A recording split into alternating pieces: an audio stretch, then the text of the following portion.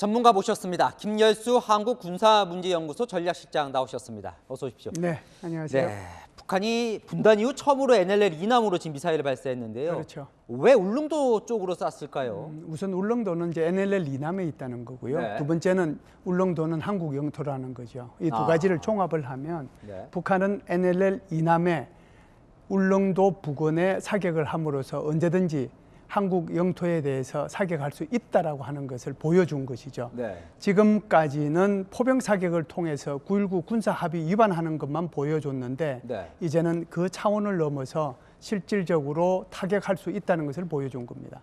새로운 도발 형태라고 봐야 되는 건가요? 그럼? 그렇죠. 새로운 도발 형태인데 그 가능성을 이번에 보여줬기 때문에 네. 향후에 이를 가능성은 충분히 남아있다고 봐야죠. 만약에 이건 뭐 끔찍한 상상이지만 울릉도에 떨어졌다면 얼마나 타격이 가는 걸까요? 네, 2010년도에 연평도 포격 도발 아마 사건을 기억하실 텐데요. 네. 그때도 우리 해병대 병사들이 전사를 했고 그리고 이제 민간인들도 사망을 하고 그랬거든요. 네. 특히 이제 울릉도 같은 경우에는 주민 한 10,000명 정도가 사시는데 네. 굉장히 지형이 험하기 때문에 좁은 네. 지역에 다닥다닥 붙어서 삽니다. 그렇기 네. 때문에 이번 거기에 직접적으로 떨어졌다라고 하면 네. 그 피해는 정말 상상을 초월할 정도의 피해가 생길 수 있었죠.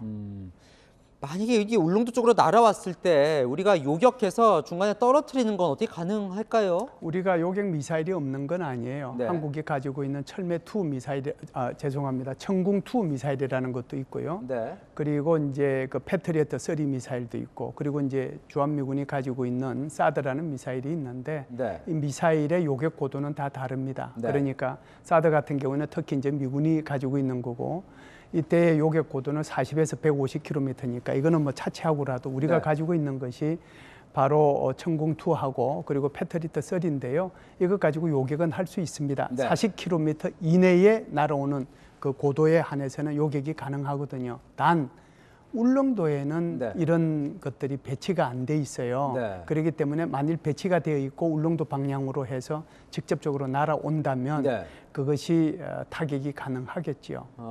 북한이 울릉도에 그런 시스템이 없다는 걸 알고 있을까요? 당연히 알고 있죠. 우리나라에 어디에 무엇이 배치되어 있는 것을 네. 북한도 아주 속속들이 알고 있다고 봐야죠.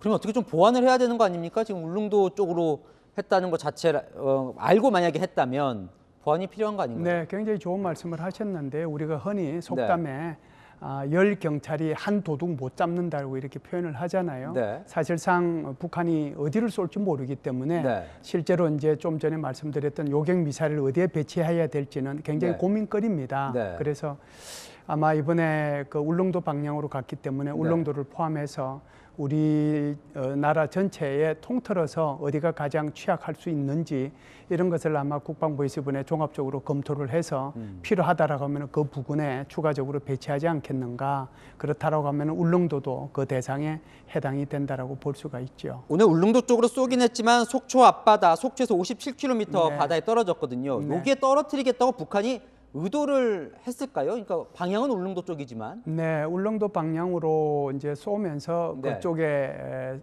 떨어뜨렸다라고 봤는데 그 떨어뜨린 지점을 우리가 조금 눈여겨봐야 되는데요. 네. 그게 이제 우리 영해를 막 조금 벗어나서 영해 인근에 지금 이게 떨어진 네. 거잖아요. 그렇다라고 하면 이것이 이제 언제든지 우리나라의 특정 목표에 향해서 얼마든지 이걸 정확하게 떨어뜨릴 수 있다라고 보여주는데요. 네. 오늘 북한이 발사한 것이 제가 볼 때는 아마 그 KN-23 계열, 그러니까 북한판 이스칸데르라고 봐요. 네. 사거리 800km 나가는 건데 북한이 가장 신뢰하는 단거리 미사일 중에 하나입니다. 네. 정확도도 높죠.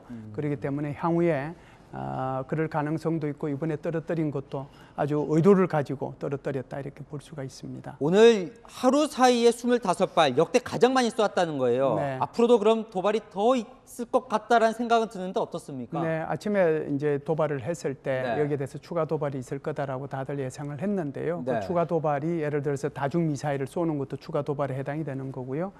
좀 전에도 이제 보도에 나왔습니다만은 동서해를 향해서 완충구역에 포사격을 하는 것도 추가 도발이고요.